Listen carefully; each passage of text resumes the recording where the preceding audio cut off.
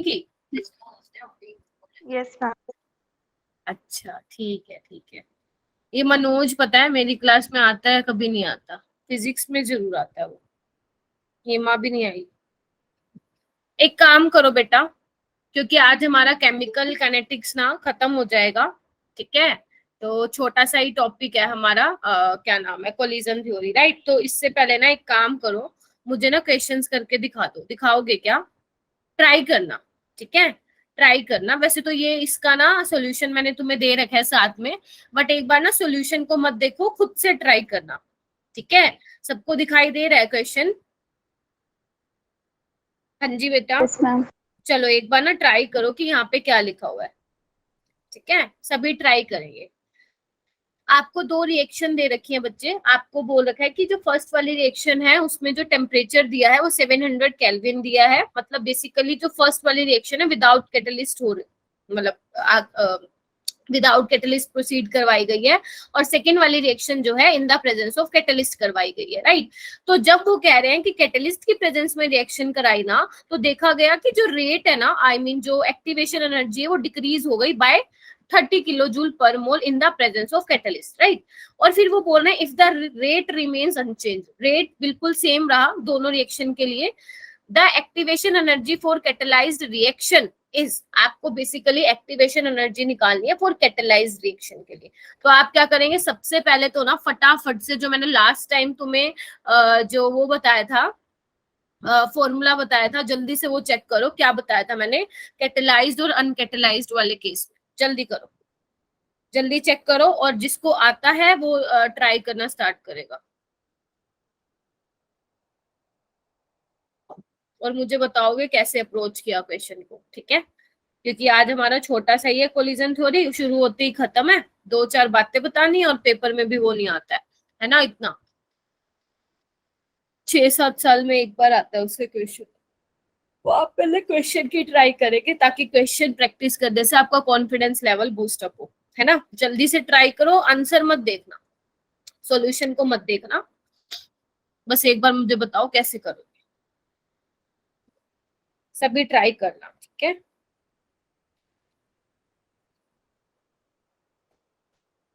अंकित, अच्छा सलिया भी आ गई है।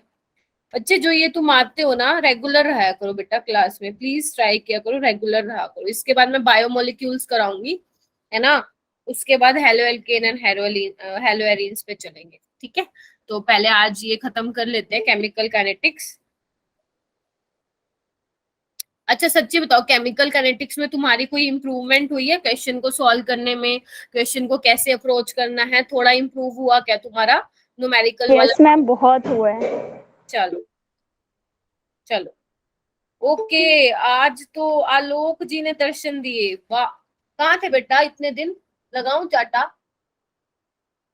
हम्म।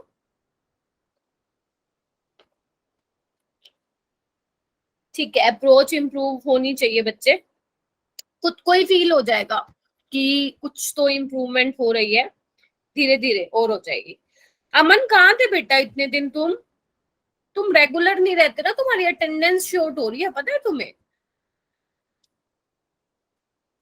और तुम मुझे रीजन भी नहीं बताते कि मैम क्यों नहीं आ रहे। मैं नहीं आता हूँ तो मुझे कॉल आ जाता है। हाँ, पीयूष को कॉल आ जाता है, बाकी तुम लोगों को नहीं आता है क्या? अमन और लोग कहाँ थे? बस ये बता, एक काम करना, अभी तो मत बताओ, मुझे पर्सनली टेक्स्ट करके बता देना, अमन और अमन एंड आलोक, ओके?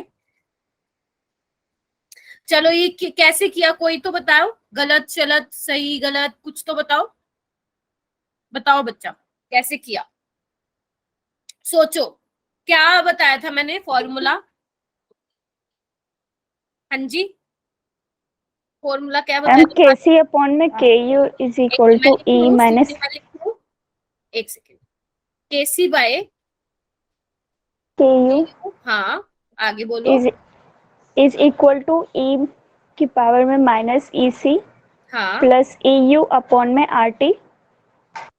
ओके, यही था। सारे एग्री करते हो स्तुति ने जो फॉर्मूला बताया है? बोलो। Yes ma'am. अच्छा, अभी देखो इन्होंने क्या बोला, if the rate remains unchanged, है ना, रेट चेंज नहीं हुआ है। बेसिकली ना यहाँ पे ना 700 केल्विन ही करो, आई थिंक ये मिसप्रिंट हुआ है पक्का, यहाँ पे 700 ही करो, ठीक है। तो यहाँ पे क्या बोल रखा है, रेट सेम है, तो क्या मैं ऐसे लिख सकती हूँ के सी इज इक्वल टू के यू, बोलो। Yes ma'am. बोलो क्या ना, रेट सेम है। तो मैं क्या करती हूँ ना, जैसे मैंने ये एक फॉर्मूला तुम्हें बताया था ना, इसको मैं अलग अलग करके लिखती हूँ, राइट। तो केसी क्या होगा, minus E C by R T is equal to E raise to power minus E U by R T, यही होगा। और क्या करूंगी, माइनस से माइनस कैंसिल, तो ईसी बाय आर टी, ठीक है। ओके ओके, एक सेकेंड, टेम्परेचर अलग ही था, ठीक है, okay okay. R T one करना पड़ेगा, EU by R T two करना पड़ेगा, क्योंकि टेम्परेचर आपको अलग अलग दिया हुआ है। आर तो गैस कांस्टेंट है, इसको आप हटा देंगे, कैंसिल आउट कर देंगे, तो बेसिकली ये आ जाएगा। अभी आपको ना इसको यूज करके आपको एक्टिवेशन एनर्जी निकालना है फॉर कैटेलाइज्ड रिएक्शन, यानी कि इसके लिए निकालना है, ठीक है। T1 दे रखा है, T2 दे रखा है, ठीक है। अभी देखो कैसे करेंगे, आपको क्या दे रखा है कि कैटलिस्ट के प्रेजेंस में जो एक्टिवेशन एनर्जी है वो 30 से डिक्रीज हो गई है। डिक्रीज बाय 30 का क्या मतलब है, डिक्रीज बाय 30 का मतलब क्या है कि कैटलिस्ट के प्रेजेंस में जो आपकी एक्टिवेशन एनर्जी है वो 30 से डिक्रीज हो गई, क्या यही होगा? Yes ma'am. है ना, यही होगा। और जो EU है वो क्या है, अनकैटलाइज्ड के लिए, तो इसी में से ही कुछ माइनस होगा। तो आपको क्या करना है, बस कुछ नहीं करना, आंसर लिख देना है आपको, आंसर वो पुट कर देनी है, वैल्यू देखो कैसे होगी, EU माइनस 30, T1 क्या है 700, ठीक है, EU को एज इट इज रखो, T2 क्या है बच्चे 500।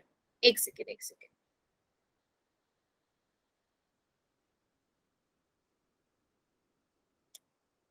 ये क्या है, ओके ओके, कैटलिस्ट की प्रेजेंस में है आपके पास टेम्परेचर कितना है 500, 500। और अनकैटलाइज्ड की प्रेजेंस में 700। एक बार जल्दी से इसको सॉल्व करो और देखो आंसर क्या आ रहा है। आपको आपको किसके लिए निकालना है, ई कैटेलाइज के लिए निकालना है, तो अनकैटलाइज के लिए निकालने के बाद इसमें पुट कर देना और देखो आंसर क्या आ रहा है, फिर मुझे बताओ, फिर मुझे बताना, है ना। जल्दी सॉल्व करो इसको, सॉल्व करो जल्दी, आई एम वेटिंग, सभी करो।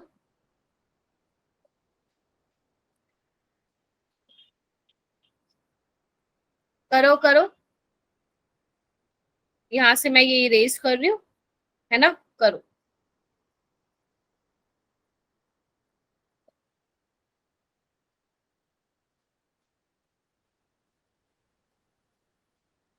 वन 105 आया मैम। अच्छा, अनकैटलाइज के लिए आया है आपका 105, राइट, ऐसे ही बोल रहे हो क्या?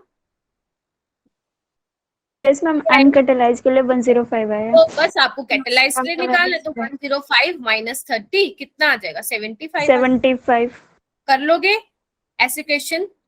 यस हाँ मैम। जी, कर लोगे? Yes ma'am. चलो ठीक है, आगे चलो। सुनीता भी आज बड़े दिनों बाद आई है, आज तो बड़े बड़े दिनों बाद दिख रहे हो भाई। ये वाला करो बेटा, ये नीट 2019 में आया हुआ है। For a reaction activation energy is equal to 0, आपको क्या दे रखा है, एक्टिवेशन एनर्जी 0 है, रेट कांस्टेंट दे रखा है 200 केल्विन पे, इतना आपको 400 केल्विन पे रेट कांस्टेंट निकालना है। पहले तो मुझे ये बताओ, जब आपको दो रेट कांस्टेंट दे रखे होते हैं या दो टेम्परेचर दे रखे होते हैं या दोनों में से कुछ पूछ रखा होता है, तो कौन सी वाली आप इक्वेशन लगाते हो, बताओ। जब आपको दो टेम्परेचर और रेट कांस्टेंट के बारे में बता रखा है, तो आप लोग कौन सी equation? log K2 by K1 is equals to A upon 2.303 R. Very good, T2 A by minus 2.303 R 1 by T1 minus 1 by T2, यही लगाते हो सारे, बोलो। Yes ma'am. Yes ma'am. Sunita बच्चे आज इतनी दिनों बाद कैसे आए, कहाँ थे? ठीक है, ओके। तो आप माइनस ये होता है बच्चे वो माइनस अगर आप लगाओगे ना, क्योंकि एक्टिवेशन एनर्जी ध्यान रखना पॉजिटिव होती है, activation energy is always positive, तो अगर आप बाहर माइनस लगा रहे हो तो अंदर आपको चेंज करना पड़ेगा 1/T2 माइनस 1/T1 करके, समझ रहे हो ना, क्योंकि T2 should be greater than T1, है ना। यस ठीक है, तो इस चीज का बहुत ध्यान रखना आपको, वरना नेगेटिव में निकाल के आओगे आंसर। तो देखो ना, K2 के लिए तो आपको निकालना है, K1 कितना दे रखा है 1.6 इंटू 10⁻⁶, राइट। ये कितना है, एक्टिवेशन एनर्जी 0 है। अब 0 हो गया तो चाहे उसने टेम्परेचर कुछ भी दे रखा हो, हमें इससे मतलब ही नहीं है, तो 0 इंटू 0 0। अब एक बात बताओ, इसको सॉल्व कैसे करोगे। देखो, जब आप लोग को उस साइड लेके जाते हो ना बच्चे, तो क्या हो जाती है, जो भी आपकी वैल्यू होती है वो 10 की log पावर में चली K2 जाती माइनस 1.6 इंटू 10⁻⁶ में आ देखो, जाएगा ना मैम, जब माइनस आप का साइन आ लोग जाएगा। जब आप लोग को हटाते हो बच्चे, तो जब लोग को दोनों साइड हटाते हो तो दूसरी साइड क्या होता है, 10 की पावर में आ जाता है, समझ रहे हो। अगर आप लोग को यहाँ लेके जाओगे तो 10 की पावर में आ जाता है, ठीक है। और आपको पता है कोई भी, किसी की भी पावर 0 कितना होता है, किसी की पावर 0 1 होता है। तो K2 की वैल्यू क्या आ जाएगी, 1.6 इंटू 10⁻⁶। तो आंसर क्या आ गया। अमन कहाँ थे बेटा इतने दिन, सुनीता कहाँ थे तुम, बी आ जाएगा। कर लोगे ये वाला क्वेश्चन, ये ध्यान रखना, इस वाली चीज को ध्यान रखना, वरना कंफ्यूज हो जाओगे अगर ये वाली चीज ना पता होगी तो, ठीक है। जब हम लोग को दूसरी साइड लेके जाएंगे तो जो भी वैल्यू होगी वो पावर में आ जाएगी 10 के, ठीक है। चलो ये वाला बताओ, जो मैथ्स वाले होंगे उनको तो पक्का पता होगी ये बात, तुम अगर बायो वालों को नहीं पता था तो ध्यान रखना इस चीज का। उसके बाद है the addition of catalyst during a chemical reaction alters which of the following quantities. बताना कैटलिस्ट के एक्टिवेशन एनर्जी। शाबाश, ये तो सबको आता है, ठीक है। आगे चले, चलो ये वाला भी इजी है। क्या बताना है, the activation energy of a reaction determined from the slope which of the following graph। Basically activation energy जो है आपको निकालनी है, ठीक है। तो आपको किसके बीच में ग्राफ प्लॉट करना पड़ेगा, बताओ। ये क्या है, ln k/t वर्सेस t, और ये क्या है, b वाला t/ln k versus 1/t। First वाला है ln k versus 1/t and C option है ln k वर्सेस t। बताओ।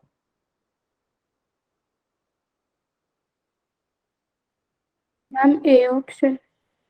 ए फॉर एप्पल, यस मैम। ठीक है। सेटिस्फाई हो, एग्री करते हो,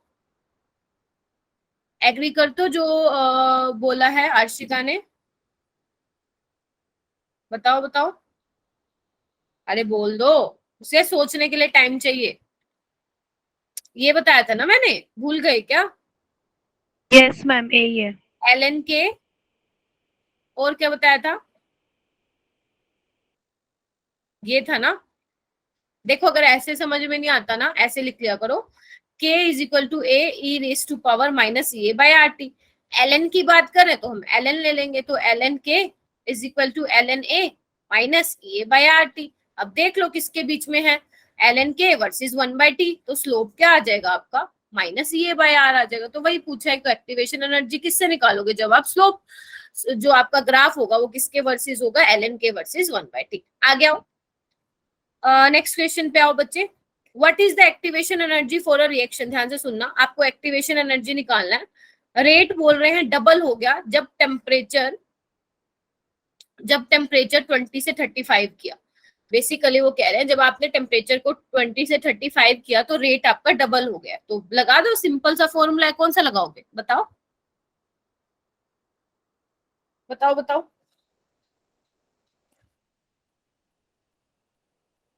देखो टेम्परेचर, रेट कांस्टेंट और एक्टिवेशन एनर्जी का एक ही है, आर्हेनियस वाला, है ना। जब दो टेम्परेचर की बात कर रखी हो तो आंख बंद करके ये वाला फॉर्मूला लगाते करो, लोग K2/K1 EA/2.303 R 1/T1 minus 1/T2 हो गया। बताओ इतना ठीक है, बोलो। Yes ma'am. ठीक है, इतना Yes, ठीक है ma'am. ना, ठीक है। अभी देखो क्या बोला है, जब टेम्परेचर T1 था 20 डिग्री सेल्सियस, तब तक रेट क्या था, रेट कांस्टेंट K1 था, क्योंकि मैंने कहा था टेम्परेचर किस पे डिपेंड करता है, रेट कांस्टेंट पे। तो जब टेम्परेचर 20 से 35 हुआ तो वो कह रहे हैं रेट डबल हो गया, यानी कि जो K है वो कितना हो गया, 2 टाइम्स ऑफ K1 हो गया। यही मतलब हुआ ना इसका, बताओ। अगर मैं इसको 1 और 2 के नाम से ले लूं, अब ठीक है, कि पहले वाला K1 था तो दूसरे वाला डबल हो जाएगा। किसका डबल? पहले वाले का डबल। तो ये क्या आ जाएगा? वैल्यू पुट कर दो, log 2 आ जाएगा। ये पहले तो ये कंफर्म करो, बताओ। आर की वैल्यू आपको ऑलरेडी दे रखी है, नहीं भी दे रखी होती तो भी आपको पता होना चाहिए था। जूल पर मोल पर केल्विन, है ना। टेम्परेचर को पहले आपको बच्चे केल्विन में चेंज करना पड़ेगा। कैसे करोगे? 273 और 20 कितना होगा? 293, हाँ या ना? कहाँ थे आलोक कितने दिन? ऊपर से तो जाएगा। क्यों क्लास अटेंड नहीं करते हो? हैं? ना पढ़ो, बहुत अच्छी बात है। इतने इजी क्वेश्चन में कह रहे हो सब ऊपर से जा रहा है। हाँ जी, टेम्परेचर कितना होगा T1 और T2? जल्दी बताओ, केल्विन में बताओ। पहले तो ये बताओ, ये समझ में आया क्या यहाँ पे 2 क्यों लिखा? पहले तो ये बताओ। Yes ma'am. हाँ, बाकी महक, अर्चिता, पीयूष, अमन, यस मैम। Yes, ma'am. ठीक है। चलो अब मुझे जल्दी बताओ ना, टेम्परेचर केल्विन में पुट करना है ना। तुम लोग या तो रिवाइज नहीं करके आए हो लास्ट वाला, तो कितना होगा? 293 होगा। और T2 क्या होगा? 8308 होगा। यही होगा क्या? 308। चलो ठीक है, अभी कुछ भी नहीं करना आपको, जस्ट कैलकुलेशन करनी है। आपका जो बच्चे ईए का आंसर आएगा ना एक्टिवेशन एनर्जी का, वो आएगा जूल पर मोल में। आपसे आंसर किस में पूछ रखा है? इधर देखो सब में किलो जूल पर मोल। तो आपको क्या करना है? 1000 से डिवाइड करना है उसको। 1000 से डिवाइड करना है तो क्या आ जाएगा आपका? किलो जूल पर मोल आ जाएगा। ठीक है, 303 कहां से निकाल के आ गए बेटा? ठीक है, हो जाएगा। ये वाला कर लोगे ना सोल्व? तुम कॉन्फिडेंट होके बोला Yes, करो ma'am. मैम कर लेंगे, Yes, इसमें ma'am. कुछ मुश्किल ही नहीं है बेटा, बिल्कुल भी। देखो 2013 में आया हुआ है। चलो नेक्स्ट वाला करो। इन अ जीरो ऑर्डर रिएक्शन, जल्दी करते हैं 5 मिनट में, फिर हम अपना वो कर देंगे कोलिजन थ्योरी, ठीक है, और फिर इस चैप्टर को फिनिश करेंगे। In a zero order reaction for every 10 degree rise of temperature rate is double. देख लिया आपने, वो कह रहे हैं कि जीरो ऑर्डर रिएक्शन के लिए for every 10 degree rise of temperature the rate is double, है ना। फिर बोल रहे हैं कि अगर आपने टेम्परेचर को इंक्रीज किया 10 degree to 100 degree Celsius, the rate of reaction will become. देखो कौन सा लगेगा फॉर्मूला? सोचो सोचो सोचो सोचो सोचो सोचो, बताओ।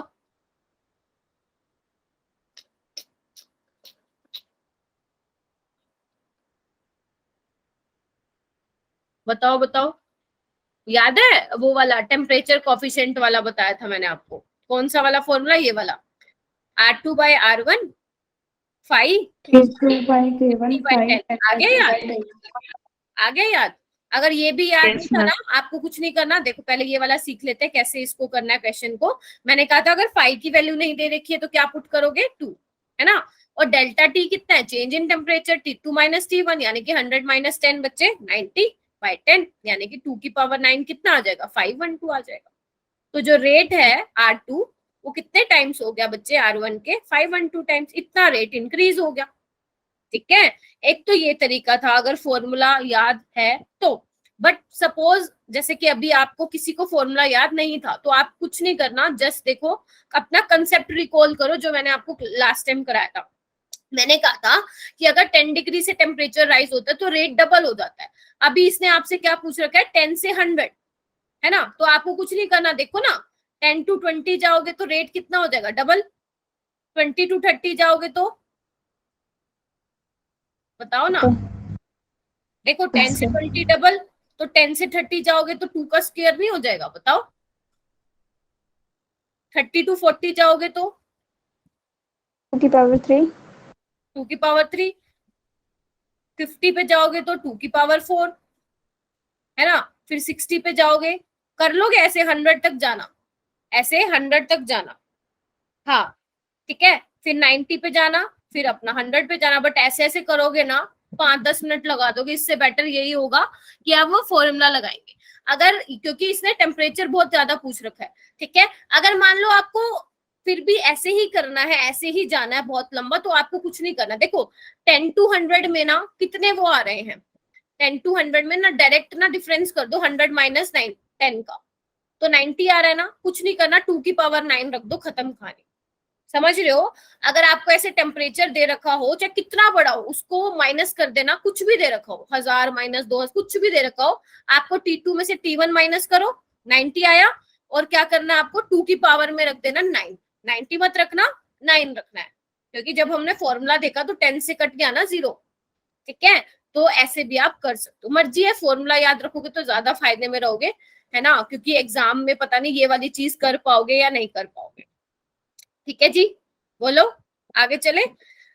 ओके, ये वाला नीचे वाला तुम कर लोगे, बिल्कुल इजी है, वही है, आपको बताना है ग्राफ कैसे प्लॉट करना है। ये वाला देखो, इसके नीचे वाला देखो, activation energy of a chemical reaction can be determined by, कैसे एक्टिवेशन एनर्जी को आप डिटरमाइन कर सकते हो? evaluating rate constant at 2 different temperature, evaluating velocities, evaluating rate constant at standard temperature, changing concentration of reactant। बताओ कैसे निकाल सकते हो एक्टिवेशन एनर्जी? हाँ जी बताओ।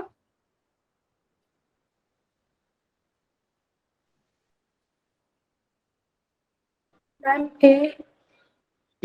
किसने बताया? अर्शिता ने। बच्चे डी कैसे करोगे श्वेता? कंसंट्रेशन ऑफ रिएक्टेंट कहाँ से आ गया एक्टिवेशन एनर्जी में बेटा? ए आएगा ना? क्या ए फॉर्मूला? आएगा मैम। इसको ना भूला करो ना। लग रहा था थोड़ा थोड़ा। ठीक है, कंसंट्रेशन ऑफ रिएक्टेंट वाला तो नहीं कर सकते हो। ओके, ये वाला करो। द रेट ऑफ रिएक्शन, ये कोई रिएक्शन दे रखी है आपको, is given by the rate equation, ये उसका रेट लो दे रखा है। The value of the rate constant, rate constant की वैल्यू आप कैसे इंक्रीज कर सकते हो? टेम्परेचर बढ़ाने से, कंसंट्रेशन बढ़ाने से, या डूइंग ऑल ऑफ दीज? बताओ, सोच समझ के बताना। हाँ बताओ बेटा।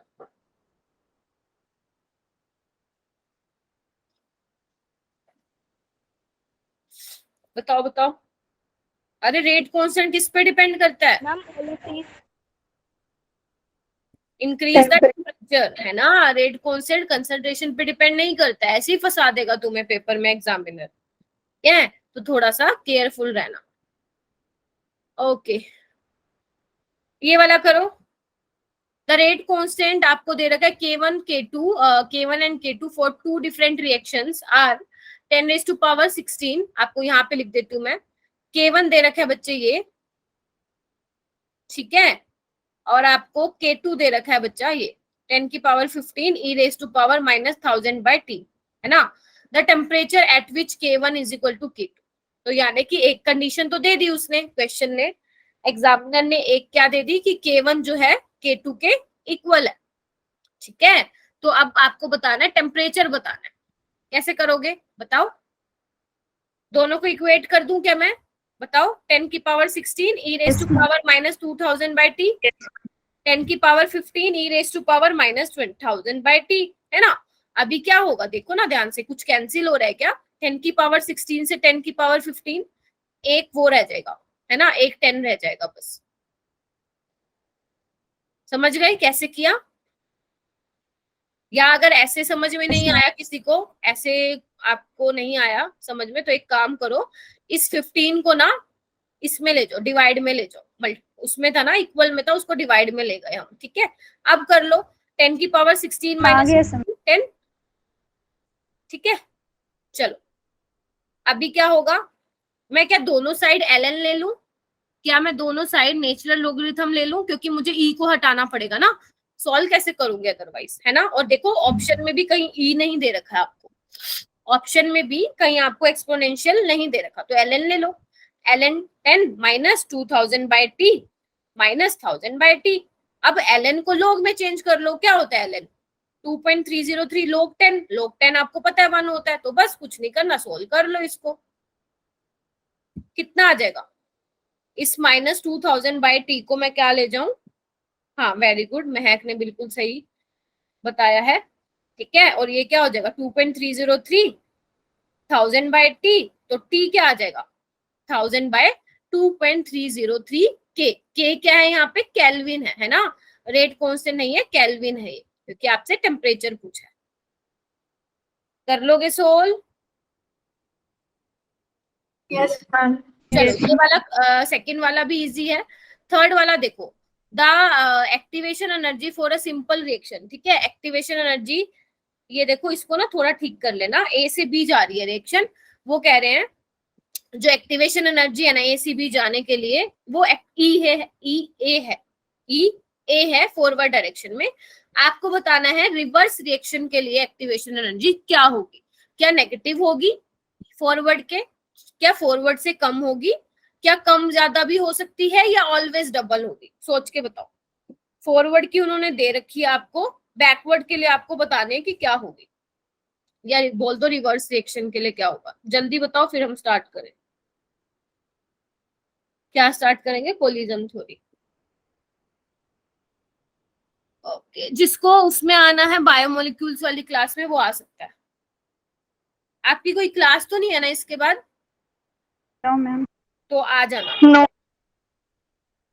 मन करे तो आ जाना, कोई फोर्स नहीं कर रही तुम्हें, ठीक है। चल, हाँ जी बोलो जी। मैम लिंक कहाँ से मिलेगा? वही वाला, अच्छा लिंक कहाँ से मिलेगा? मैंने उसमें ग्रुप में शेयर किया हुआ था ना, मैं कर दूंगी, मुझसे ले लेना। मैं कर दूंगी, तुम्हें टेक्स्ट कर दूंगी, मुझे एक बार मैसेज कर देना, ठीक है। आज मैं अमाइनो एसिड कराऊंगी खत्म। मैम सी लग रहा है। हाँ सी ही आएगा, क्यों आएगा बच्चा सी? देखो अभी ना, अगर इसको मैं इरेज कर दूं क्या? Yes ma'am. चलो यस मैम। चलो इधर देखो, देखो मैंने, अगर आपको याद हो, मैंने आपको दो टाइप का बताया था, एक एंडोथर्मिक रिएक्शन के लिए एनर्जी प्रोफाइल डायग्राम बताया था और एक एक्सो, यस मैम। है ना। और मैंने कहा था एक्सो के लिए तो ई फॉरवर्ड ज्यादा होता है बैकवर्ड से, यही बताया था ना? नहीं ये नहीं बताया था, उल्टा बताया था, क्योंकि हमारा ग्राफ कैसे था, ऐसा था, ऐसा था, तो बैकवर्ड वाला ज्यादा थी एक्टिवेशन एनर्जी फॉरवर्ड से, ठीक है। लेकिन एंडोथर्मिक में क्या था बच्चे? एंडोथर्मिक में फॉरवर्ड वाली ज्यादा थी, क्योंकि ग्राफ जो आ रहा था हमारा बेसिकली ऐसे आ रहा था, है ना, तो फॉरवर्ड ज्यादा थी बैकवर्ड से। लेकिन इन्होंने हमें मेंशन नहीं कर रखा कि whether the reaction is exothermic और एंडोथर्मिक, तो हम कैसे बताएंगे कि रिवर्स वाली ज्यादा है या कम है? तो आप लोगों को जब कुछ मेंशन नहीं कर रखा तो आपको लगा के आना है सी वाला सबसे अप्रोप्रिएट आपका ऑप्शन रहेगा, कि एक्टिवेशन एनर्जी कम भी हो सकती है और ज्यादा भी हो सकती है। समझ गए? अगर वो स्पेसिफिकली मेंशन करके देते एक्सो या एंडो, फिर आप बता सकते थे कि कौन ज्यादा होगा और कौन कम होगा, ठीक है। बोलो, क्लियर है? Yes ma'am. चलो अभी आओ हमारे कोलिजन थ्योरी पे। देखो कोलिजन थ्योरी ना ज्यादा इंपॉर्टेंट नहीं है, कोलिजन थ्योरी कुछ खास इंपॉर्टेंट नहीं है, ठीक है। तो लेकिन फिर भी हमें पढ़ना है क्योंकि इजी है, और अगर क्वेश्चन आ जाएगा तो हमें मार्क्स नहीं अपने कटवा के आने हैं, ठीक है। तो देखो ध्यान से सुनो, कोलिजन थ्योरी पढ़ क्यों रहे। देखो अभी तक मैंने आपको आर्हेनियस, जब मैं स्टार्टिंग में आपकी क्लास ले रही तो मैं स्टार्टिंग से आपको बोलती आई हूँ कि जो रेट कांस्टेंट है वो टेम्परेचर के डायरेक्टली प्रोपोर्शन होता है। बेसिकली रेट कांस्टेंट जो है टेम्परेचर पे डिपेंड करता है, यही मैं स्टार्टिंग से बता के आई हूँ। फिर हमने इसकी दो चीजें देखी, एक तो ये देखी कि जब आप टेम्परेचर 10 डिग्री से राइज करते हो तो रेट जो है वो डबल होता था, एक तो ये वाली चीज देखी थी, है ना, ये रिलेशन देखा था। और एक मैंने रिलेशन बताया आपको थ्रू आर्हेनियस इक्वेशन, कौन से वाला, k is equal to a raised to power minus EA by RT, है ना। तो हमने ये तो देख लिया कि टेम्परेचर बढ़ाने से रेट कांस्टेंट बढ़ेगा और रेट कांस्टेंट बढ़ने से आपका रेट ऑफ रिएक्शन भी बढ़ेगा। इतना क्लियर हुआ सबका अभी तक? बताओ। Yes ma'am. है ना। Yes, ma'am. तो अभी हमें ये देखना है क्या कोई और भी फैक्टर है क्या जो रेट ऑफ रिएक्शन को डिटरमाइन करता है, सिर्फ हम ऐसे ही देख के बोल देंगे कि भैया चलो टेम्परेचर बढ़ गया रेट ऑफ रिएक्शन बढ़ गया, है ना। कितना रेट हुआ बेसिकली, क्या इसके अलावा भी कुछ और फैक्टर है? यस, इसके अलावा भी और चीजें जो है इफेक्ट करती है आपके रेट ऑफ रिएक्शन को। तो ये सब बात किसने बताई थी? कोलिजन थ्योरी ने बताई थी। किसने बताई थी? कोलिजन थ्योरी ने बताई थी। हालांकि आर्हेनियस से काफी बेटर तरीके से जो है कोलिजन थ्योरी ने एक्सप्लेन किया था इस चीज को, लेकिन फिर भी क्वेश्चन किससे आते हैं ज्यादा? आर्हेनियस इक्वेशन से आते हैं, ठीक है। तो हमें सबसे पहले ये देखना है बच्चे कि जो अपना कोलिजन था, कोलिजन थ्योरी थी, उसने क्या क्या एजम्पशन दी, क्योंकि थ्योरी आती है तो भैया फिर पोस्टुलेट भी आते हैं, या आप बोल सकते हैं, एजम्पशन भी आती है। तो फर्स्ट जो एजम्पशन थी ना वो ये थी कि कोलिजन थ्योरी ये कहती है कि जो मॉलिक्यूल आपस में रिएक्ट करेंगे, क्योंकि प्रोडक्ट कैसे बनता है, जब दो मॉलिक्यूल आपस में रिएक्ट करेंगे तभी तो प्रोडक्ट बनेगा ना।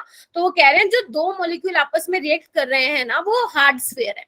वो उसने ऐसे बोला, मतलब उसने कंसिडर किया कि reactant molecules are hard sphere, पहली चीज। ओके, दूसरा उसने बताया कि नंबर ऑफ इफेक्टिव, ध्यान से पढ़ लो, number of effective collision determine the rate of reaction. अभी उसने ना इफेक्टिव में बहुत डिफरेंस है, number of collision, number of effective collision. जब मैं ये दोनों बातें बोलती हूँ दोनों में बहुत डिफरेंस है, ठीक है। तो आप सुनना ध्यान से कि मैं इफेक्टिव कोलिजन बोल रही हूँ या नंबर ऑफ कोलिजन बोल रही हूँ, है ना। एक दो चीजें होती हैं बच्चे, या तो बहुत सारे आपस में मॉलिक्यूल्स रिएक्ट करें और प्रोडक्ट बना दे, तो इट मींस जितने भी उनके बीच में सारे के सारे कोलिजन हुए वो सारे के सारे इफेक्टिव हैं। जैसे सपोज 100 मॉलिक्यूल्स आपस में रिएक्ट किए और 100 मॉलिक्यूल्स आपस में रिएक्ट करके भैया प्रोडक्ट बना दिए, मतलब 100 के 100 मॉलिक्यूल्स भैया भिड़ गए आपस में, है ना। सारे के सारे कोलिजन मतलब कैसे रहे होंगे, फिर इफेक्टिव रहे होंगे, तभी तो प्रोडक्ट मिल गया। या हो सकता है 100 में से सिर्फ 30 मॉलिक्यूल ही ऐसे थे जो प्रोडक्ट बना पाए। समझे इस दो बात को, या तो सारे के सारे मॉलिक्यूल प्रोडक्ट बना ले, या 100 में से मैंने बोल दिया अपनी तरफ से नंबर दे दे कि 30 मॉलिक्यूल ही प्रोडक्ट बना पाए। दोनों में डिफरेंस है। तो जो ये मैंने फर्स्ट वाला केस बताया है बच्चे कि 100 के 100 मॉलिक्यूल रिएक्ट करके प्रोडक्ट बना रहे हैं, वैसा नहीं होता एक्चुअल में, है ना। 100 के 100 मॉलिक्यूल नहीं रिएक्ट करते हैं और प्रोडक्ट बना लेते हैं, कुछ ही मॉलिक्यूल जो है प्रोडक्ट बनाते हैं, ठीक है। तो ये जो कुछ ही मॉलिक्यूल आपस में कोलाइड करके प्रोडक्ट बनाते हैं, इन्हीं को बोलते हैं बच्चे हम इफेक्टिव कोलिजन हो रहा है। यानी कि 100 में से 30 ही ऐसे हैं जो क्या कर रहे हैं, इफेक्टिव कोलिजन करके क्या बना रहे हैं बेटा, बताओ क्या बना रहे हैं, प्रोडक्ट बना रहे हैं, ठीक है। तो यानी कि कोलिजन थ्योरी ने ना 3 बातें बोली कि अगर आपको प्रोडक्ट बताना है, अगर आपको प्रोडक्ट बनाना है तो आपके पास 3 चीजें होनी चाहिए। कौन कौन सी? एक तो मॉलिक्यूल मस्ट कोलाइड, मॉलिक्यूल का भैया कोलाइड करना बहुत जरूरी है। कोलिजन ही नहीं होगा जब दो चीजें आपस में टक्कर ही नहीं मारेंगी तो तीसरी चीज कैसे बनेगी, है ना। तो पहला तो ये पॉइंट था। सेकंड कि जब दो मॉलिक्यूल आपस में टकरा रहे हैं तो उनके पास sufficient amount of kinetic energy भी होनी चाहिए, अभी एग्जांपल देके समझाऊंगी। तीसरा उनके पास क्या होना चाहिए, प्रॉपर ओरिएंटेशन में होना चाहिए। अभी नहीं बता रही बच्चे कोलिजन फ्रीक्वेंसी कहाँ पहुंच गए तुम, अभी आलोक तुम बहुत आगे चलते हो, है ना, और जब क्वेश्चन करवाती है नहीं बताते हो। डेली आया करो बेटा क्लास में, है ना। चलो अभी ना इसको समझते हैं। देखो अपने अपने ना 2 कार आ रही हैं, एक तो ये कार आ रही है, एक ये जा रही है और ये सामने से आ रही है ना। अभी ना हमें इस कार की टक्कर करवानी है, बहुत भयंकर तरीके से टक्कर करवानी है। देखो अब इसके लिए क्या क्या चीजें इंपॉर्टेंट है। पहली तो ये इंपॉर्टेंट है कि भैया जो कार आ रही है ना वो ऐसे हेड ऑन कोलिजन होना चाहिए, तभी हम बोलेंगे कि कोलिजन हुआ है उनका। हाँ या ना, बोलो हाँ या ना। Yes ma'am. ऐसा नहीं है कि आई ऐसे साइड से निकल गए फिर काहे का कोलिजन, वो कोलिजन नहीं है। तो फर्स्ट चीज, first condition, molecule must collide, ठीक है। मतलब कार को मॉलिक्यूल आप मान सकते हो, राइट। अभी तो मान लो एक कार सामने से आ रही है, दूसरी कार सामने से आ रही है, और ये बेचारी जो आ रही है ना बहुत कम स्पीड है इसकी। सपोज मान लो कितने की स्पीड पे आ रही है, 70 की स्पीड पे आ रही है, 70-80 की स्पीड पे आ रही है। और जब 70-80 की स्पीड पे आएगी बिल्कुल हेड ऑन कोलिजन करेगी, किसी को कुछ नहीं लगेगा, किसी को कोई चोट नहीं आने वाली, क्योंकि स्पीड ही कम थी। सिर्फ उसकी गाड़ी को लगेगा, उस बंदे को कुछ नहीं होगा जो गाड़ी में बैठा है। अगर मान लो वो आता है 180 की स्पीड पे आता है, एकदम धड़ाम से कोलिजन होता है, फिर तो गए दोनों, फिर तो पता ही नहीं दोनों कहाँ उड़ गए, अता पता नहीं है। यानी कि पहली कंडीशन क्या है बच्चे, मॉलिक्यूल मस्ट कोलाइड। दूसरा विद सफिशिएंट काइनेटिक एनर्जी, अगर मैं स्पीड को काइनेटिक एनर्जी के टर्म्स में बोलूं तो समझ में आ रहा है तुम्हें, है ना। तीसरी वाली बात क्या है, विद प्रॉपर ओरिएंटेशन। अब ऐसा नहीं है कि आ तो वो 180 की स्पीड पे रही है लेकिन ऐसे एक बिल्कुल दोनों एक दूसरे के ऐसे निकल गई है, फिर भी कोलिजन नहीं होगा। तो ध्यान रखना प्रॉपर ओरिएंटेशन रहना भी बहुत जरूरी है, ठीक है। तो अगर आपको प्रोडक्ट बनाना है रिएक्टेंट से तो ये 3 चीजें जो है चाहिए होंगी मॉलिक्यूल को, ठीक है। और ध्यान रखना कभी भी सारे मॉलिक्यूल आपस में रिएक्ट करके प्रोडक्ट नहीं बनाते हैं, ठीक है। उनमें से कुछ ही जो कोलिजन होते हैं वो इफेक्टिव होते हैं, ठीक है। मतलब बेसिकली ऐसा नहीं है 2 मॉलिक्यूल टकराए और बन गया प्रोडक्ट, अरे उनके पास एनर्जी भी तो होनी चाहिए, है ना, एनर्जी भी तो होनी चाहिए प्रोडक्ट बनाने के लिए। किसी के पास एनर्जी है नहीं, ऐसे मजे से टकराए जा रहे हो, फिर किस लिए प्रोडक्ट बनेगा, नहीं बनेगा। ठीक है, चलो अभी ना इसी चीज को हम आगे लेके डिस्कस करते हैं। इतना समझ में आया सबको? पहले तो ये बताओ। Yes ma'am. चलो अभी ना एक चीज लिखो स्टार लगा के, रेट ऑफ रिएक्शन। अरे बहुत इजी है, और अगर यहाँ से क्वेश्चन आएगा ना, फ्री के नंबर है। Rate of reaction is directly proportional to E raise to power minus E A by R T. पहले ये लाइन लिखो, फिर मैं समझाती हूँ कि ये क्या चीज है। Rate of reaction directly proportional to E raise to power minus E A by R T. अभी तक हमने रेट ऑफ रिएक्शन क्या देखा था कि टेम्परेचर बढ़ेगा, रेट कांस्टेंट बढ़ेगा, है ना, और टेम्परेचर 10 डिग्री से राइज होगा तो रेट डबल होगा। अब हम नई चीज देख रहे हैं। तो बेसिकली ये क्या है, इसको लिखना बहुत जरूरी है। ये डायरेक्ट आपका सीबीएसई में पूछा अभी 1-2 साल पहले क्वेश्चन कि ये आपको लिख के दे रही है और पूछा है कि इसका मतलब क्या है। तो पहले तो ना इसका मतलब लिख लो है क्या, और कॉम्पिटिटिव एग्जाम में क्या आएगा, क्वेश्चन बन के आएगा इसका। तो लिखो इसका मतलब क्या है, fraction of molecule with effective collision. और आप लिख सकते हो और क्या, किस तरीके से बोल सकते हो, और fraction of molecule with energy is greater than और इक्वल टू एक्टिवेशन एनर्जी। और ध्यान रखना, कोलिजन थ्योरी ने एक्टिवेशन एनर्जी और थ्रेशोल्ड एनर्जी को एक ही बात बोली है। वैसे तो हम आरएनएस में देख के आए थे, दोनों चीजें अलग है, लेकिन कोलिजन थ्योरी ने क्या किया, कंसीडर ही एक्टिवेशन एनर्जी को थ्रेशोल्ड एनर्जी कर लिया। अगर कहीं पे आपको थ्रेशोल्ड एनर्जी भी लिखे हुए मिले तो कंफ्यूज मत होना। अब आप कहोगे मैम ये आपने कैसे बता दिया, फ्रैक्शन ऑफ मॉलिक्यूल है, हमें तो कुछ समझ में नहीं आ रहा, ये आपने कैसे, क्या लॉजिक है इसके पीछे। तो बच्चे हमें जानना भी नहीं है। एक्चुअली ना ये बात किसने बताई थी, बोल्ट्जमैन ने बताई थी। किसने बताई थी, मैक्सवेल बोल्ट्जमैन। ठीक है, अभी ना हम उसका एक डायग्राम, उसका एक ग्राफ देते हैं जो मैक्सवेल डिस्ट्रीब्यूशन कर्व के नाम से जाना जाता है। किस नाम से जाना जाता है, मैक्सवेल, लिख सकते हो मैक्सवेल डिस्ट्रीब्यूशन कर्व।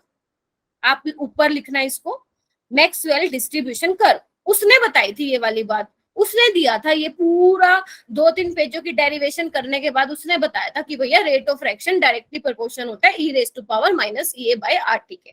ठीक है, कैसे आया हमें उस पर नहीं जाना है। ठीक है, तो यहाँ पे क्या लिखते हो बच्चे, वाई एक्सिस पे होता है आपका फ्रैक्शन ऑफ मॉलिक्यूल, और यहाँ होती है आपकी एनर्जी। आप लिख सकते हो काइनेटिक एनर्जी भी लिख सकते हो। ठीक है, तो ग्राफ क्या देखने को मिला बच्चे, मैं बना रही हूँ, ध्यान से देखना। ये मिला ग्राफ, इसको थोड़ा और अच्छे से बनाती हूँ, बहुत ही अजीब सा बनाया है,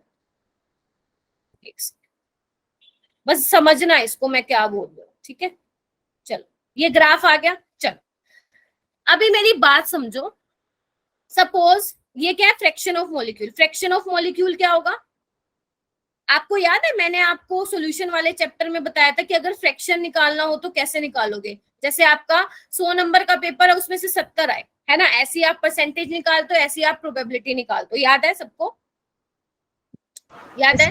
तो इसको कैसे लिखोगे फ्रैक्शन ऑफ मॉलिक्यूल को, number of effective collision, number of total number.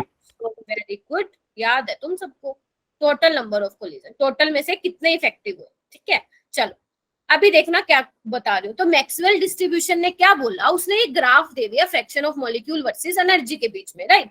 तो यहाँ से ग्राफ से हम क्या समझ रहे हैं बच्चे, सपोज यहाँ पे एनर्जी है तुम्हारी, सपोज 20, यहाँ पे 40, यहाँ पे है 60, 70, 80, मतलब एनर्जी बढ़ रही है एक्स एक्सिस पे, है ना, और ये फ्रैक्शन ऑफ मॉलिक्यूल है। तो अगर मैं बोलूं जो ये आपको पीक दिख रही है, पीक, इसका मतलब क्या है ये समझना जरूरी है। जो आपको ये पीक दिख रही है ग्राफ की, इसका मतलब ये है बच्चे, इसका मतलब ये है कि सबसे ज्यादा फ्रैक्शन ऑफ मॉलिक्यूल्स की जो एनर्जी है वो कितनी है, 60 है। जैसे मान लो सपोज तुम्हारे पास टोटल मॉलिक्यूल है 500, सपोज 500 है टोटल, है ना, जिसमें से 450 मॉलिक्यूल ऐसे हैं जिनकी एनर्जी है 60। क्या ये बात मैंने सही बोली है, क्योंकि ये क्या दिखा रहा है, ये क्या दिखा रहा है, मतलब इस पॉइंट पे सबसे ज्यादा फ्रैक्शन ऑफ मॉलिक्यूल है और इसी पर ही फ्रैक्शन ऑफ मॉलिक्यूल की एनर्जी कितनी है, 60 है। क्या ये चीज समझे? 500 मॉलिक्यूल है सपोज, जिसमें से 450, यानी कि जिसमें से मतलब मैं फ्रैक्शन की बात कर रही हूँ, 450 की एनर्जी है 60। बोल सकती हूँ मैं, हाँ या ना? Yes, ma'am. चलो, अभी मैंने क्या बोला, कोलिजन कौन करेगा, जिसकी एनर्जी या तो एक्टिवेशन एनर्जी के इक्वल हो या उससे ज्यादा हो। यानी कि आपको कुछ तो एनर्जी चाहिए, यानी कि इतना, जो ग्राफ में अगर आप देखोगे तो मैक्सवेल ने इसको बोल रखा है कि एक्टिवेशन एनर्जी है, मतलब इतनी एनर्जी तो चाहिए भैया मॉलिक्यूल को आपस में रिएक्ट करके प्रोडक्ट बनाने के लिए। यानी कि 70 के बाद जो भी ये शेडिड एरिया मैं यहाँ पे बना रही हूँ, ये वाले सारे मॉलिक्यूल्स क्या करेंगे, प्रोडक्ट बना लेंगे। तो ये क्या दिखा रहा है ये एरिया आपको, वो fraction of molecules with effective collision, और you can say fraction of molecules with energy equal to greater than E. जैसे मान लो तुम कह रहे हो 160 की स्पीड पे कार आ रही है, 160 की स्पीड में तो भैया टक्कर होनी ही होनी, अगर 180 पे भी आओगे तब भी टक्कर होगी। लेकिन अगर 100, मैंने कंडीशन दे दी आपको कि 160 पे टक्कर होगी, है ना, तो यानी कि अगर 160 स्पीड से थोड़ी सी भी कम होगी, इवन 158 भी होगी तो टक्कर नहीं होगी, अगर 170 होगी तो टक्कर हो जाएगी। तो यही तो बोल रही हूँ, अगर एक्टिवेशन एनर्जी जितनी चाहिए उतनी या उससे ज्यादा भी मिल जाए तब भी जो मॉलिक्यूल्स आपस में रिएक्ट करके क्या बना लेंगे बच्चा, बोलो, प्रोडक्ट बना लेंगे। तो जो ये बाकी है, ये इनका क्या करें फिर, ये क्या है, ये प्रोडक्ट में ये इफेक्टिव कोलिजन नहीं करेंगे, ये इफेक्टिव कोलिजन नहीं करेंगे। क्यों नहीं करेंगे? क्योंकि उनके पास इतनी एनर्जी ही नहीं है। तो यानी कि आपको क्या दिखा, 500 में से 450 तो भैया जिनकी एनर्जी 60 थी, लेकिन ये कोलिजन नहीं कर रहे हैं, इफेक्टिव कोलिजन नहीं है इनका, बस ऐसे ही मस्त मजे से टकरा रहे हैं बस, और कुछ नहीं कर रहे। लेकिन 50 ऐसे हैं जिनके पास मिनिमम एनर्जी है, एक्टिवेशन एनर्जी, ताकि वो प्रोडक्ट बना सके। तो ये एरिया समझ लो 50 वाला है, और ये जो बड़े वाला एरिया वो क्या है तुम्हारा, 450 वाला। क्लियर हुआ? किसी को कोई डाउट है तो मुझे बताओ, किसी को कोई डाउट है तो बताओ बच्चा, बताओ। No doubt, ma'am. क्लियर हो गया? Yes ma'am. चलो, अगर तुम टेम्परेचर बढ़ा दोगे, मान लो अगर मैं थोड़ा इसको ग्राफ को थोड़ा और ऐसे दिखाऊं, एक मिनट, देख, ये ऐसे है ना, अभी मान लो ये टेम्परेचर है T, अगर सपोज मैं टेम्परेचर बढ़ा देती हूँ, तो जैसे ही मैं टेम्परेचर बढ़ाऊंगी ये ग्राफ क्या करेगा, इस तरह से शिफ्ट हो जाएगा। तो बेसिकली टेम्परेचर बढ़ाने से हमें वैसे ही पता है रेट बढ़ता है ना, तो फ्रैक्शन ऑफ मॉलिक्यूल भी देखो ना, जिनके पास एक्टिव वो भी बढ़ जाएंगे। तो अगर फ्रैक्शन ऑफ मॉलिक्यूल बढ़ गए तो रेट भी बढ़ेगा। समझ गए इस बात को? बताओ, कर दिया ना हमने जो पहले पढ़ के आए थे, ऐसा बताओ। Yes, ma'am. ठीक है, तो ऐसे आप ध्यान रखेंगे, है ना। चलो, तो ये मैंने लिखा हुआ है बच्चे, इधर देखो, जो पीक ऑफ कर्व है वो क्या रिप्रेजेंट कर रही है, represent the kinetic energy possess by, इधर देखो, possess by maximum fraction of molecule, और इसको हम क्या बोलते हैं बेटा, मोस्ट प्रोबेबल काइनेटिक एनर्जी बोलते हैं। हालांकि इफेक्टिव कोलिजन नहीं कर रहे हैं, लेकिन बहुत सारे मॉलिक्यूल ऐसे हैं, बहुत सारे, मान लो 500 है तो 450 ऐसे हैं जो एक पर्टिकुलर ही काइनेटिक एनर्जी पोजेस कर रहे हैं, और ऐसे वाले को हम क्या बोलते हैं, मोस्ट प्रोबेबल काइनेटिक एनर्जी बोलते हैं। क्लियर हो गया? Yes ma'am. Yes ma'am. Aman है, सौरभ गया, है ना, सौरभ गया, पीयूष नो गया। मैम। अच्छा, कहाँ हो? Yes ma'am. मुझे तो नहीं दिख रहा, सौरभ कहाँ गया? अच्छा अच्छा अच्छा, ठीक है ओके। देखना, देखा नहीं मैंने, पीयूष गया, मनोज गया, सारे गए, है ना, बस 2 मिनट के लिए आए थे लोग। चलो, उसके बाद ना एक बार हम दोबारा से वही लिखते हैं। मैंने क्या बताया था, rate is directly proportional to E raise to power minus E A by R T. ध्यान रखना ये क्या था, है ना।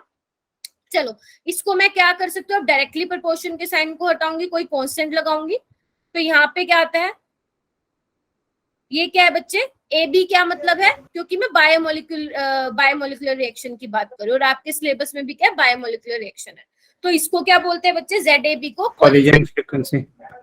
Collision frequency. अब लिखो ये क्या है, नंबर ऑफ कोलिजन, लिखो number of effective collision, number of effective collision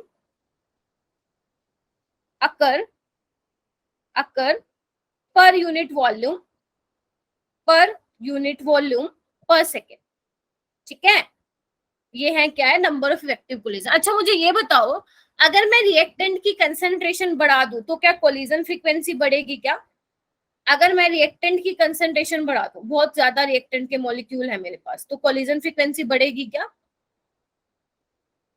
बढ़ेगी तो सही, बताओ ना। जितने ज्यादा रिएक्टेंट के मॉलिक्यूल उतनी ज्यादा प्रोबेबिलिटी होगी ना बच्चे कोलाइड करने Yes, की, ma'am. है ना? तो इस चीज को भी ध्यान रखो, ठीक है। चलो ओके, हाँ ठीक है। अभी ना आपकी बुक में क्या बोला गया है, थोड़ा सा ही रह गया, फिर क्वेश्चन करेंगे। देखो आपकी बुक में ना क्या बोला हुआ है, ये मैंने आपको लिख के बता दिया है ना, ये हमने इतना ऑलरेडी कर दिया। अभी मैं ये बोल रही हूँ बच्चे, अभी मैं ये बोल रही हूँ कि एक कार यहाँ से आ रही है, एक कार सामने से आ रही है, तो मैं ये बोल रही हूँ आप जा तो 160 की स्पीड पे रहो, है ना। अगर मैं मान लो देख रही हूँ दोनों कारों को, तो मुझे ये लग रहा है कि ये वाला जो बंदा है ना वो इतनी तेज भगा रहा है ना कार, तो ये पक्का टकराएगी, मतलब चांसेस ज्यादा है टकराने के। समझ रहे हो मैं क्या बोल रही हूँ? तो बेसिकली मॉलिक्यूल के टकराने की प्रोबेबिलिटी कितनी है, तो यहाँ पे क्या किया, एक नया फैक्टर इन्वॉल्व किया, पी। क्या इन्वॉल्व किया? पी। पी क्या है? प्रोबेबिलिटी फैक्टर है कि मैं कह रही हूँ कि 160 की स्पीड पे जा रहे हो, लेकिन क्या 100% प्रोबेबिलिटी है वो टकराएगा? कितनी प्रोबेबिलिटी है? तो यहाँ पे एक फैक्टर इंक्लूड किया हुआ है आपकी बुक में, इसको क्या बोलते हैं? प्रोबेबिलिटी फैक्टर बोलते हैं। क्या बोलते हैं बच्चे, बोलो? Probability factor. वो नहीं करना, ये पेपर में नहीं आएगा, डोंट वरी। अगर नहीं भी याद रहा ना तो चलेगा, पेपर में नहीं पूछा जाता। आपको पेपर में क्या याद रखना है, बस एक तो ये याद रखना है कि e raised to power minus EA/RT क्या होता है, और क्या ध्यान रखना है कि जो कोलिजन होता है वो इफेक्टिव कोलिजन होता है, ये ध्यान रखना है। और ये मैक्सवेल डिस्ट्रीब्यूशन कर्व ध्यान रखना है, बाकी सब भूल जाना, बाकी सब बेशक भूल जाना, ठीक है। चलो अभी ना हम थोड़ी सी बात कर लेते हैं ओरिएंटेशन की। देखो बेटा, ओरिएंटेशन ना दो टाइप का होता है। मैं ना इसमें बहुत मस्त सा एग्जांपल बताती हूँ ताकि हमेशा तुम्हें याद रहे, अगर तुम्हें किसी को एक्सप्लेन भी करना है ना ओरिएंटेशन को तो कर सको। देखो दो टाइप के ओरिएंटेशन होते हैं बच्चे, प्रॉपर और इम्प्रॉपर, है ना, यही होता है। चलो अगर मैं मान लो एक रिएक्शन लिखती हूँ, ये वाली सपोज, ये कोई बताएगा कैसी रिएक्शन है? ये कोई रिएक्शन बताएगा कि कैसी है? SN2 है, बताओ SN2 है। न्यूक्लियोफाइल जाएगा और Br बाहर निकल जाएगा, समझ रहे हो? Yes, ma'am. चलो Yes, नहीं ma'am. समझ रहे तो कोई बात नहीं, छोड़ो, तुमने अभी शायद नहीं पढ़ा होगा। देखो बच्चे, इसके पास क्या है? लोन पेयर है, इसके पास क्या है? लोन पेयर है। अगर मैं आपको बताऊं तो SN2 रिएक्शन, अभी आप halo alkane and hello arene में पढ़ोगे तब आप ये देखोगे SN2 का मतलब क्या है? Substitution nucleophilic substitution reaction second order, है ना, सेकेंड ऑर्डर की होती है बेसिकली, वो हम डिस्कस करेंगे, डोंट वरी, उसकी तुम बिल्कुल भी टेंशन ना लो।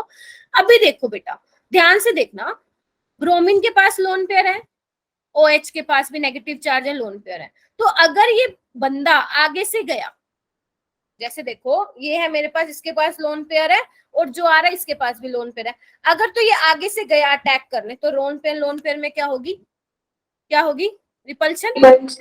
तो लोन पेयर में रिपल्शन होने की वजह से बच्चे क्या होगी? रिएक्शन नहीं होगी, रिएक्शन नहीं होगी, और ऐसे होती भी नहीं है। SN2 ऐसे नहीं होती है, तो कैसे होती है? तो जब इसको दिख रहा है कि भैया मेरे को सामने से रिपल्शन मिल रही है, तो क्यों जाएगा वो पीछे से जाएगा अटैक करने। इसको क्या बोलते हैं? प्रॉपर ओरिएंटेशन, है ना। ऐसे नहीं अपनी कभी मर्जी से भिड़ जाओगे जाके, नहीं, देखो तो सही, आगे दुश्मन तो नहीं खड़े तुम्हारे, है ना। अगर आगे दुश्मन से खड़े हैं तो दूसरी वाली गली से निकलोगे ना तुम लोग, है ना। तो ऐसे ही क्या करता है, इसको जब दिख रहा है रिपल्शन मिल रही है तो ये पीछे से जाता है, और पीछे से जाता है तो SN2 रिएक्शन हो जाती है यहाँ पे। और अगर आप वो चैप्टर आपने थोड़ा सा भी पढ़ा है तो आपने देखा होगा SN2 रिएक्शन जो होती है इन्वर्जन इन नेचर होती है। इन्वर्जन का मतलब बैक साइड से आता है, बैक साइड से आता है ना। तो इन्वर्जन ऑफ कॉन्फिगरेशन हो जाती है। तो ये आप ध्यान रख सकते हैं, प्रॉपर और इम्प्रॉपर का, याद रहेगा। Yes. किसी को कोई डाउट है तो मुझे अभी बता दो, क्योंकि अभी बस हमारा खत्म ही हो चुका है ऑलमोस्ट, ये लगा लो 99% खत्म, बस एक बात रहेगी बतानी। ये ध्यान रखना बेटा, अभी ये वैसे मैं ऑलरेडी तुम्हें बता चुकी हूँ कि increase in the rate of reaction with rise in temperature is not due to total number of collision but due to increase in the total number of effective collision, है ना। टेम्परेचर बढ़ाने से आप ये नहीं बोलोगे रेट बढ़ रहा है, रेट बढ़ने का मतलब ये नहीं कि सारे के सारे कोलिजन हो रहे हैं, due to increase in total number of effective collision. और इफेक्टिव कोलिजन के लिए क्या जरूरी है? With sufficient amount of kinetic energy and with proper orientation. या हो गया? बताओ, है ना। Yes, ma'am. और एक्टिवेशन एनर्जी कितनी होनी चाहिए? जो काइनेटिक एनर्जी है या तो एक्टिवेशन एनर्जी Yes, के बराबर होनी चाहिए या उससे ज्यादा होनी चाहिए, तब तो आपके मॉलिक्यूल कोलाइड करेंगे, अदरवाइज नहीं करेंगे। नहीं करेंगे। चलो चलो जल्दी से ना ये वाला क्वेश्चन करो, फिर बस आपका खत्म हो गया, अब क्वेश्चन रह गए, बस जल्दी से करते हैं, अभी हमारे पास टाइम है ना। कितने क्वेश्चन है भाई? 4 क्वेश्चन है, फटाक से करते हैं, है ना। शुरू हो जाओ। क्या दे रखा है? एक्सोथर्मिक रिएक्शन है, एक्स से वाई जा रहा है, has an activation energy 30 kilojoule पर मोल, है ना। आपको बोल रखा है एनर्जी चेंज डेल्टा ई आपको दे रखा है, आपको रिवर्स रिएक्शन के लिए निकालना है। आंसर मैंने ऑलरेडी यहाँ पे लिखा हुआ है, 50 आएगा, ठीक है। अब मुझे जल्दी बता दो कैसे आएगा 50। आपको क्या दे रखा है? एक्स से वाई जा रहा है, यानी कि ई ए फॉरवर्ड दे रखा है। पहले तो बोलो ये बात समझ में आई कि नहीं आई? डेल्टा ई कितना दे रखा है बच्चे? Yes, ma'am, आई। किलो जूल पर मोल। और अगर याद हो, एक बार पेज टर्न करके देखो अपने नोट्स के, मैंने लिखवाया था कि चेंज इन एनर्जी क्या होता है? ई ए फॉरवर्ड माइनस ई ए बैकवर्ड, है ना। ये कितना दे रखा है? 30, ये कितना दे रखा है? -20, और ये आपको निकालना ही है, तो कितना आ जाएगा? 50। बस खत्म। कितना सिंपल था ना, बस खत्म हो गया, बस खत्म हो गया। ओके, अब इन्होंने पर मोल की बात, अच्छा ठीक है, क्लियर हो गया? बताओ,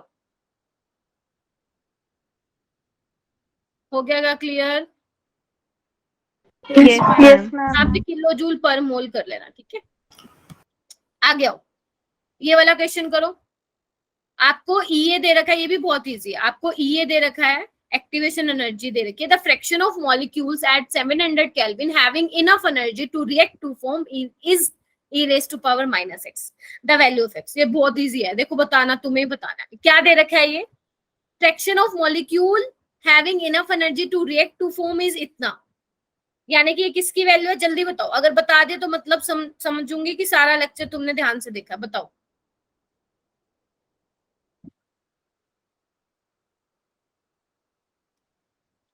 ये क्या दे रखा है बेटा? ये वाली चीज फ्रैक्शन ऑफ मॉलिक्यूल, ये नहीं दे रखा क्या? e raised to power -EA/RT, Yes, ma'am. है ना। और इसकी वैल्यू कितनी है? e raised to power -x, और x निकालना, निकाल दो। सब कुछ दे रखा है आपको।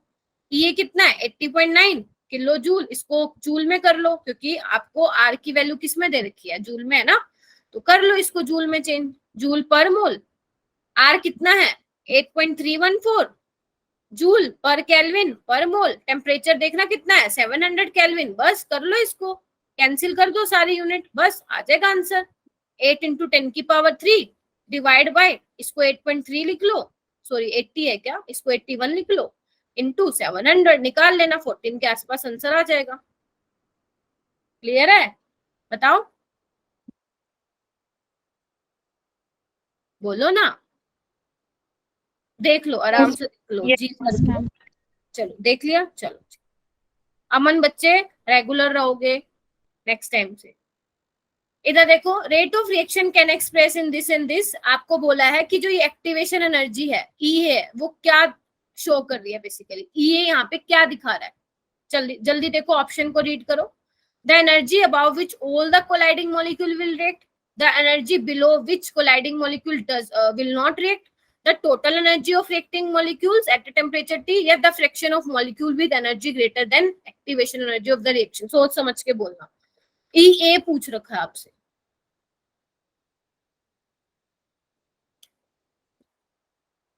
बताओ।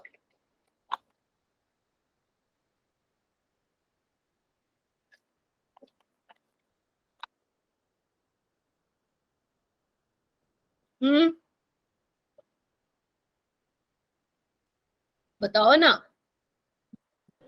ए। ए किसने? अर्शिता ने बताया। A.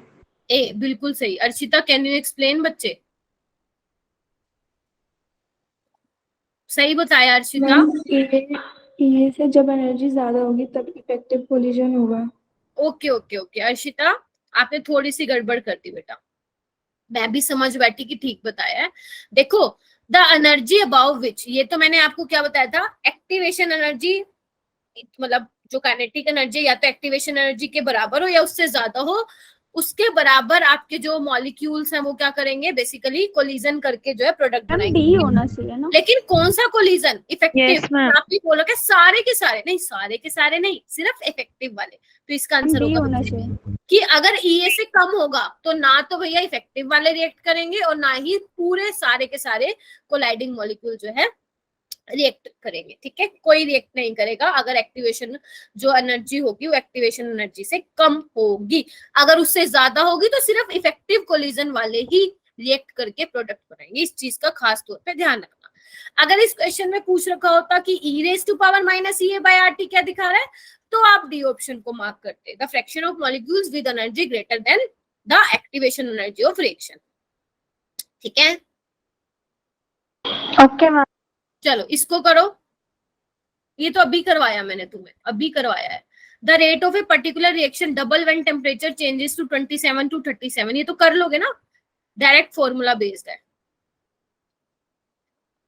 देखो ना, Yes, ma'am. Yes, कुछ ma'am. नहीं करना इसमें। तो आपको दे रखा है डबल हो गया, डबल का मतलब क्या हुआ, log2। ये आपको निकालना है एक्टिवेशन एनर्जी 2.303, आर की वैल्यू ये पुट करोगे। और ध्यान रखना बच्चे, इनकी वैल्यू याद रखोगे तो ज्यादा फायदे में रहोगे, ये काफी जगह पूछा जाता है, तो इसकी वैल्यू याद ही रख लो। 2.3 इंटू 8.134 की वैल्यू होती है 19 के आसपास, तो इसको 19 ही पुट करा करो डायरेक्ट, है ना। 1/T1 कितना आएगा, 300 माइनस 1/310। बस इसको सॉल्व कर लेना, आपका आंसर आ जाएगा, एक्टिवेशन एनर्जी आ जाएगी 54 के आसपास। अगर मैं एग्जैक्ट बोलूं तो ये आ जाएगी। ठीक है, आपका जो आंसर आएगा वो जूल में आएगा, 1000 से डिवाइड करके उसको किलो जूल में चेंज कर लेना, ये ध्यान रखना इस चीज का, है ना। क्योंकि कई बार क्या करते हैं एग्जामिनर, फंसा देता है। आप लोग 8.314 को या तो किलो जूल में ही कन्वर्ट कर लो या सारा आंसर निकाल के उसको 1000 से डिवाइड कर लेना। एक बार देख लेना आंसर किस टर्म्स में पूछ रखा है आपको। जूल में पूछ रखा है तो छोड़ देना, अगर किलो जूल में पूछ रखा है तो फिर उसको 1000 से डिवाइड कर देना। ये वाला क्वेश्चन करो, बस लास्ट है। आपको log k दे रखा है, log k is equal to constant minus EA/2.303 R into 1/T। When a graph is plotted between log k versus 1/T, a straight line with the slope आपको already दे रखा है। आपको activation energy निकालनी है, कैसे निकालोगे? फॉर्मूला क्या होता है? यही होता है क्या log की टर्म्स में? क्योंकि log की टर्म्स में दे रखा है ना हमें, है ना, बोलो ना, Yes, ma'am. बोलो। तो ये क्या है, किसके बीच में ग्राफ प्लॉट किया, log के, यानी कि ये y हो गया, ये x हो गया, तो ये क्या हो गया, सारा स्लोप हो गया। और स्लोप की वैल्यू दे रखी है आपको, स्लोप की वैल्यू दे रखी है आपको -6670 केल्विन। तो माइनस से तो माइनस हट गया, तो निकाल लो ये क्या होगा, 6670 इंटू 2.303, और आर की वैल्यू भी आपको दे रखी है 8.314। बस कैलकुलेट कर लो, एक्टिवेशन एनर्जी आ जाएगी। बताओ, क्लियर है? समझ में आया कैसे हुआ इक्वेशन? तो इसलिए मैंने बोला था कि आरएनएस इक्वेशन के ग्राफ बहुत इंपॉर्टेंट है, ग्राफ से ही क्वेश्चन बन के आता है हर साल। ठीक है, कोई डाउट है तो मुझे बताओ बेटा। हमारा जो है केमिकल काइनेटिक्स आज खत्म हो चुका है फाइनली। अब इसके बाद जब भी हम मिलेंगे, अच्छा तुम्हें पता है ना कल और परसों का ऑफ है, बता दिया यस सर ने? Yes ma'am. ओके,